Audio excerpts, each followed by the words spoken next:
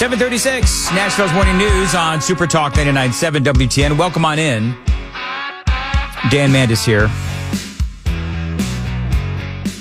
All right, so there's a listener revolt going on right now. Is there? Couple of things. A revolt? There's a listener revolt going on. What are they revolted by? They are revolted by the voice of Maxine Waters. Now, for the record, I haven't played her in an hour. It lingers, Dan. That voice lingers in your head. Is that what it is? Yeah. It's like the stink of Maxine Waters lingers long after you play it. Yeah, a lesion starts growing on your brain when you hear her voice. Sure. Well, because she is a lesion. There was great video yesterday of somebody, like a normal Joe, tracking her down and saying, hey, what about that big black limousine or car, I guess, that's paid by taxpayers? Is that yours? Why don't you want to have DOGE go in and assess things? What's wrong with you? Okay. Great point, Joan. I've got to get that audio. So you're right. I saw that. There's some dude running around and he's going after the likes of Maxine Waters. There's a lot of curse words in it. Yeah, there are. So I remember that. It's going to take a lot of editing. Her people keep shoving him. Yeah. The people they won't let him get anywhere near Maxine Waters. Or Pocahontas. I mean, she's walking. What? Pocahontas. Elizabeth Warren. So she's walking around the hallowed halls of the Senate or wherever she is. And I don't know if it's the same guy, but it's the same spirit where the guy is asking her all kinds of questions about, her spending and so forth. And they're just not used to this. I mean, these senators and these Congress people, they are so used to being, beholden to. Do you know what I mean? Like they're supposed to be, according in their deranged minds, they're supposed to be the heroes of America. We're supposed to look up to them. They are the saviors of democracy and they're senators and so forth. They're a bunch of thugs and crooks is what they are. And Elon Musk is exposing all of that. It's with that note that I'll tell you that Bill Hagerty, senator, is going to be joining Matt Murphy today at 5:05. That was the announcement. When I said it was a programming announcement, that's what I meant. I didn't mean like there's going to be a big programming announcement. I'm just telling you that Senator Bill Hagerty, who I don't believe is a crook or a thug, will be on with Matt Murphy. That's going to be at 5:05 right here on Super Talk 99.7 WTN. I love this. Terrified staff, listen to this, Joan. Terrified staff left hysterical as well-drilled DOGE nerds storm hyper-woke Department of Education. And in the process on Tuesday, they saved, they say, over $900 million. Boom. So the DOGE nerds come in, and I guess there's like 16 of them, and just in a matter of, a few hours, they were able to save $900 million there at the Department of Education. Oh, it's going to be a lot more than that when they dismantle the entire Department of Education. But I do find it funny how the picture that they paint here.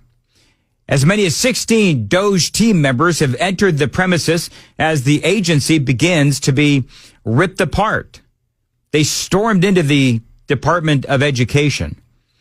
They say Representative Melanie Stansbury, a Democrat out of Maryland, described the terror agency staff are feeling after Musk's team entered to actively dismantle the institution. Could I ask a question? How do these people live life? Like I remember, Joan, I don't know if you've ever gone through this, but many people who actually work in the private sector have gone through this where a new boss comes in and they start, company's been sold, radio station's been sold, and in comes the representative from the new company. And they start talking to the general manager, they start talking to the salespeople, and they start peeling back the onion. Yep. And they want to know, why are you not making money? Who's not pulling their weight? Why are we inefficient? Why are we still doing whatever it is that we're doing and the results are not good? That's all that DOGE is doing. That's all Elon Musk is doing. We spoke earlier earlier this week about the really poor performance of the Department of Education. The report card came out. Was it last week? The report card comes out for the Department of Education for kids across America, and they are not getting educated. And you'd think everybody would be storming the Department of Education saying, let's get to the bottom of it. But no. No. If it was really about the kids, like all of these dumb Democrats are saying, oh, it's about the children. If it was really about the children, they would dismantle the Department of Education, and all of those bureaucratic salaries would go to the states to hire more teachers, buy more computers, do whatever they needed to do to better the education of kids here in Tennessee, and fortify those buildings as well, by the way. And be accountable to local leaders. Be accountable to state leaders. It doesn't have to go all the way to the bureaucracy of D.C. Be accountable locally. Yep. I love this because they're talking about the terror that the Department of Education people faced. They're in the building. They're on the 6th floor, canceling grants and contracts. This was in an interview with the Huffington. Apparently, this woman was actually on the phone while the nerd storm happened inside inside the Department of Education. She says it's not legal. They know it's not legal. I spoke to two of the smartest people I know, Brian Wilson and Hans von Spakovsky, and I've spoken to a lot of people a lot smarter than me. They're saying, of course, it's legal. And Elon Musk, another one. Donald Trump, another one. That are saying, of course, this is legal. I mean, Donald Trump, it just sounds cliche to say at this point. We all know Trump campaigned with Elon Musk saying that this was going to happen. Even during the campaign, Donald Trump talked about getting rid of the Department of Education. So anyway, I do find it funny. Do you know all the FBI raid at Mar-a-Lago, guns drawn, people running through? Was anybody concerned about anybody inside Mar-a-Lago who was frightened out of their minds? How about all the people whose J6ers homes raided with little children while you've got men fully geared up busting down the door of their home? Did anybody care about those families? No. No, but the press is certainly concerned about it now. The terrified Department of Education bureaucrats are upset because a bunch of nerds came in and started looking around. Without any guns, without anything frightening about them. They're nerds. Oh, you know what's frightening about them? They know where to look. Yeah. Yes, they do. That's what is frightening about Elon Musk's nerds. Can I tell you, I am enjoying this news cycle more than any other news cycle. Joan, you've been doing this a long time. It's glorious. It is glorious. It is. It's like every day there's something else that's really cool to talk about. Very good. Weather today, a high of 56. Rain, I'm told, has stopped for now. And it is 42 degrees at Super Talk 99.7 WTN. So Elon Musk. Speaking of Elon, he was in the Oval Office. You've probably seen some of this video. There's a lot great about what Elon Musk was doing there in the Oval Office. Donald Trump to his left, and Trump basically throws it to Elon Musk. And Donald Trump is doing this. This is one of the things that I think that Trump is doing, Joan, so effectively, is he's throwing it to other people to talk about the successes that they've seen. The other day, yesterday, I believe I played the audio where Trump throws it to Stephen Miller to talk about all of the impact that his anti-illegal immigration policies have had on people trying to cross the southern border. And so this seems to be part of the transparency of the Trump administration, is Trump sitting there at the Resolute desk and he's got Elon Musk or Stephen Miller or somebody else from his administration saying, why don't you tell him how great we are? Go.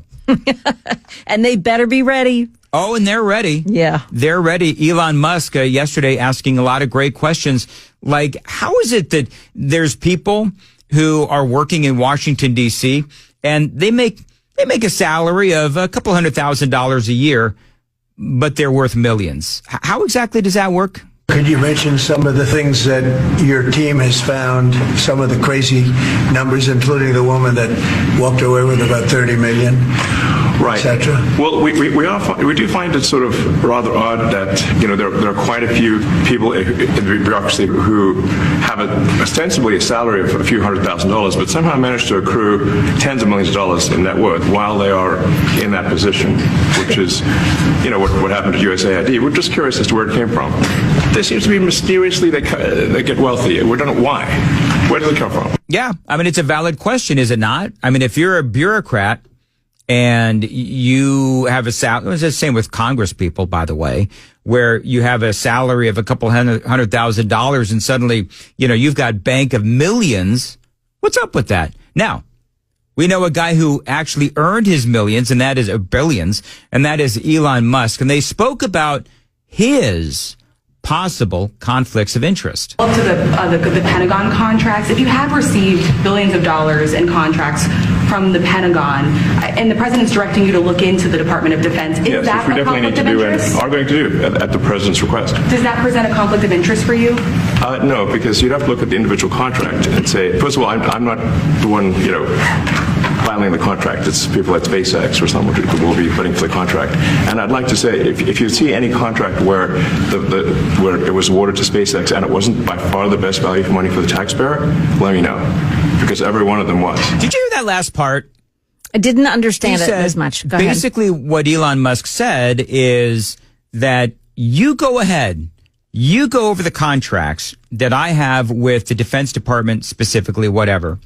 And if you see a contract that was not in the best interest of the American people, if you see a contract that you think is a ripoff, you let me know. Elon Musk is demanding transparency and efficiency for himself. Mm-hmm.